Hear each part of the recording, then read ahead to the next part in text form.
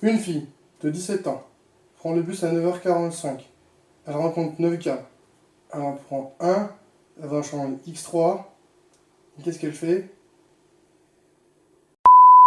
Bonjour et bienvenue dans une nouvelle vidéo. Aujourd'hui, on va parler de l'inventeur de la calculatrice. Il s'appelle Blaise Pascal.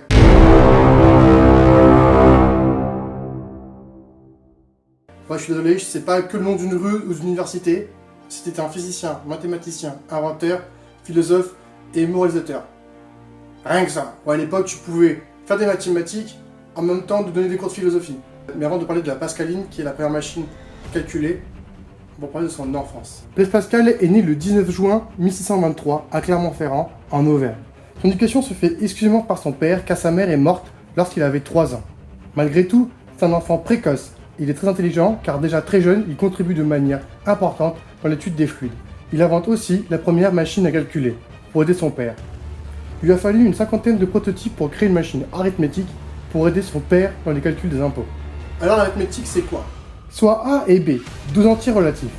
On dit que A peut diviser B, et B égale K fois A. Alors du coup, K est un coefficient multiplicateur. Bon, je simplifie.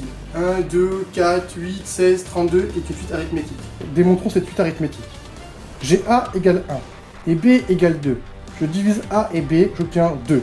Je reprends la suite avec A' égale 4 et B' égale 8. A' divisé par B' égale 2. K' égale 2. K égale K'. La suite est vérifiée. Donc, bien évidemment, j'ai pris une suite très simple. Mais il est possible que K soit une fonction, c'est-à-dire AX plus B. Bref, reprenons sur la première machine arithmétique de Blaise Pascal. Elle était tout simple. Il fallait juste bouger une molette pour mettre un chiffre.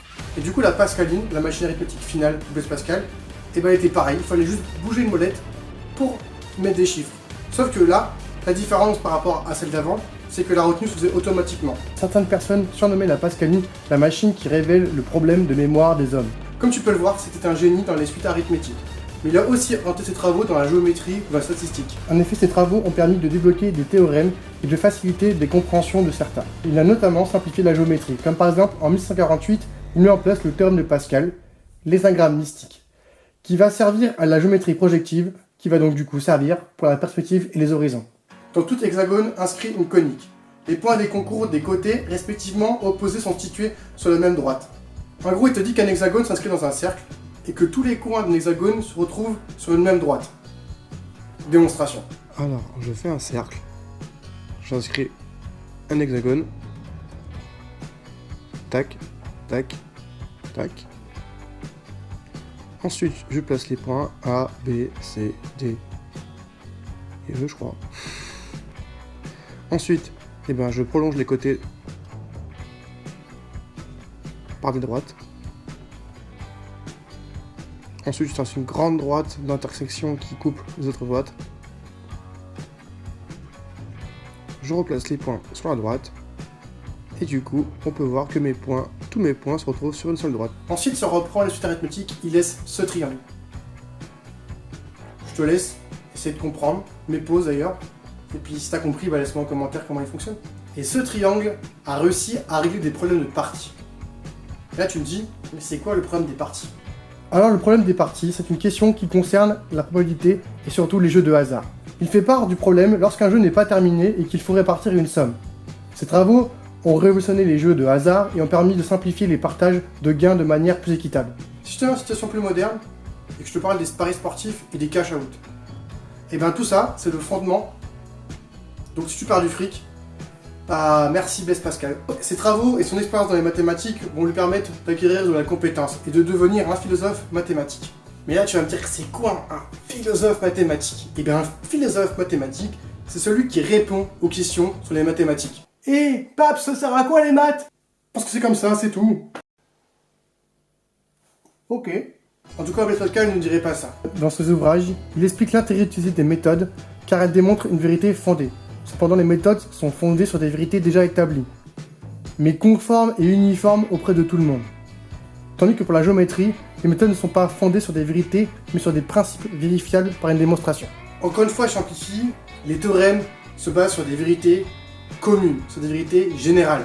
On ne sait pas si c'est vrai, ils ne sont pas vérifiables. C'est-à-dire qu'on ne peut pas être sûr à 100% que c'est vrai. Cependant, la géométrie, eh bien, les méthodes sont vérifiables. Ça veut dire que tous les théorèmes, on peut les vérifier à travers une démonstration, comme je l'ai fait juste avant. Et pendant tout ça, eh ben, n'oubliez pas que Blaise Pascal était un philosophe. Et sa passion pour la philosophie va être encore plus grande lorsqu'il va être témoin d'une affaire mystique, d'une histoire mystique.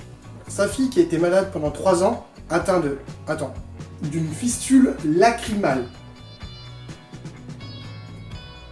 Ça ressemble à ça. À l'époque, les médecins disaient que cette maladie était incurable.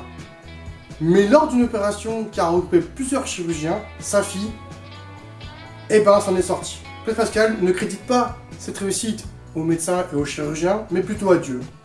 Il pense que c'est l'œuvre de Dieu. En parlant de religion, Blaise Pascal est catholique. Et lors d'une opération, il est soigné par 2 médecins qui sont jansénistes. Le janséniste, c'est une religion qui prône la justice et le bon sens pour obtenir les bonnes grâces de Dieu. Mais au début, Blaise Pascal n'était pas vraiment un religieux. Il croyait en Dieu, mais pour lui, c'était le fruit de hasard tout ce qui se passait. Mais depuis l'opération réussie de sa fille, eh ben, il se met vraiment à croire en Dieu et il se met à fond dans le jansénisme. Et la preuve, dans certaines lettres, il va défendre cette religion. En 1659, Blaise Pascal tombe gravement malade. Et en 1662, à l'âge de 39 ans, Blaise Pascal décède.